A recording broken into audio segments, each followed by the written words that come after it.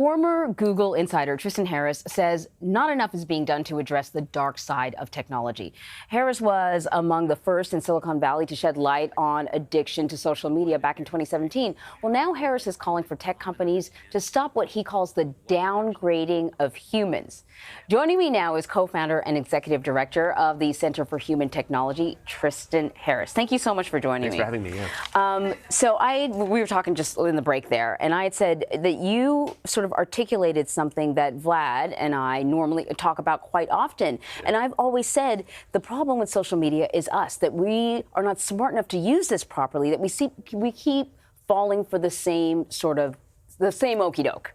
But you argue that it's not that we're not smart enough, it's that the technology is engineered to diminish our intellect, essentially. So explain what you mean by downgrading humans. Yeah, well, it's playing with the wrong part of ourselves. If you think of technology like it's fitting us, it's fitting our lizard brain like a glove. Right. So it's just fitting the wrong part of our brain. Yeah. But to human downgrading is a phrase that we came up with because people see these different problems of technology, addiction, burnout, information overload, polarization, outrageification, vanityification, the fact that everybody wants to be knowing how many followers do I have. Yeah. People are seeing these things as separate, but they're not separate. And the point is they're connected like climate change. It's almost like there's coral reefs, there's ocean acidification, there's tornadoes and wildfires, and people are like, oh, these are separate issues. And it's like, no, they're all part of one system, which is the race to extract human attention, the race to the bottom of the brainstem.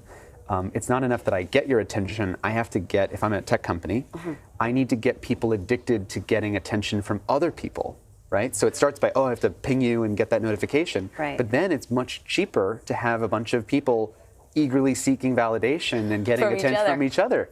And so that's going deeper down the brainstem. Yeah. And of course, this is causing problems throughout our social fabric. And that's why we have to have a different name for it than just tech addiction or screen time, because that's like, it's just the wrong frame. So human downgrading is like the climate change of culture.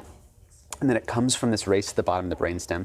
And the thing is, we can turn it into a race to the top to say, how do we want this to work? Instead of fitting our lizard brain like a glove, how can it fit our higher values? How can it fit our friendships like a glove? How can it fit our democracy like a glove? How can it fit truth like a glove? And it has to be redesigned to do that. So we have to have a new conversation and new pressure from policymakers, from shareholder activists, from the media, and from people. So we realize that no one wants to be downgraded. So the conversation we've been having, though, when it comes to social media is around, our data. Do we own our data? Privacy. Right. And certainly sort of the use of misinformation on social media. But are we having the right conversation? No, that's the point, is that right now it's this sort of cacophony of grievances and scandals. And then there's FTC and, Facebook did this now. And then there's this other data leak. And people just, if you say, what are we trying to fix? Right? If we don't have a coherent agenda about what's wrong and a common diagnosis, then we don't have anywhere to go. And people need to feel like there's hope, that there's something we can do here. And the point is that there actually is, especially Apple, by the way, because Apple, their business model isn't capturing attention. Yes. And they've already, along with Google, launched these screen time features, these little time well spent features. Everybody has that bar and chart where their time's going.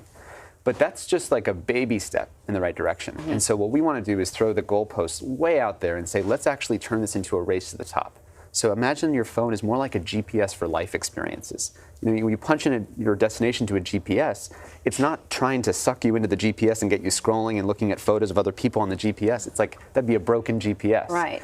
But our phones could be like GPSs for life experiences that are just taking you to the next connection, taking you to more common ground, taking you to more dinners with friends. And that's what it could look like. It's funny because I think that's what the point of social media was at some point, or the internet even, right? To make the world smaller, and somehow we became part of the internet world versus the world coming closer to us. It really was because of the business model of grabbing attention and advertising. Because there's only, how much attention is there in the world? There's only so much. It takes 9 months to grow new human attention, new people.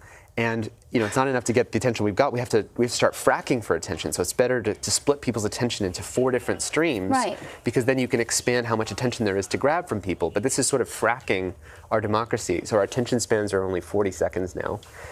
Before that's the average time we focus on a screen. So this is So listen, how do we, you talked about Apple, and Apple's in this unique position because they're selling devices, right, and not a platform. And so they've been able to brag about privacy, and also they've been able to take the high ground. Right.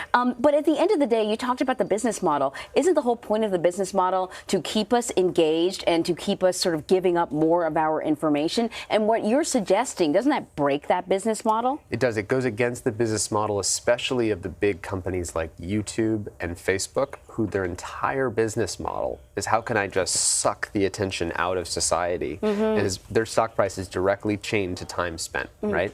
And but again, that's why I said Apple is actually able to change that business model. There's actually a new op-ed today by Paul Romer about even taxing these attention-sucking businesses like we do, Exxon and Shell. I think we're going to look back in history and say Facebook and YouTube were the Exxon of sort of fossil fuel sucking attention out of the ground. I love this comparison. But they're taking it out of children. They're taking it out of our democracy. This is not good. So, what we need is to recognize that we could, start taxing those kinds of tech companies and actually subsidizing these regenerative ones that are actually humane and trying to make technology align, again, not with our lizard brain, but align and fit our higher values. Right. So if you're wondering why you keep picking up your phone over and over again, the algorithm is designed to suck you in, and they can design a different algorithm. Exactly. It's even worse than that, not to go too creepy, but when you hit play on a YouTube video and you think, I'm going to watch this one video, that's just one, and then I'm out. And then, of course, you wake up from a trance 2 hours later and you're like, what the hell just happened to me? How many cat videos did I just watch? How many cat videos did I watch? And what happened in that moment is that when you hit play, YouTube wakes up like an avatar voodoo doll-like version of you. So based on all your clicks that you've ever made on YouTube, it's like the hair filings and the nail clippings that make this avatar look and act just like you.